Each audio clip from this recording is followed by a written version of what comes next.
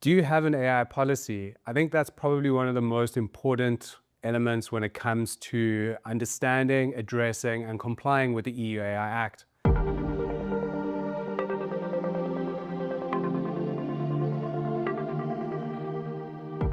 Because as part of it, you need to make sure that you are addressing specific regulations in your policy in the way in which you're using AI. So just as a very basic example, the EU AI Act requires businesses to implement AI literacy. This was a requirement that came into effect on the 2nd of February 2025, and it stipulates that you need to understand the risks and the opportunities relating to AI. And so if you actually codify your practice, your methods, and how you're going to be implementing AI through your AI policies, you can ensure that your business can adopt, implement, design, and develop AI in a safe, responsible, and ethical way. There is a rule book for implementing AI responsibly and ethically, and that rule book is the EU AI Act. Actually, there are also non-legislative frameworks, which is 42001,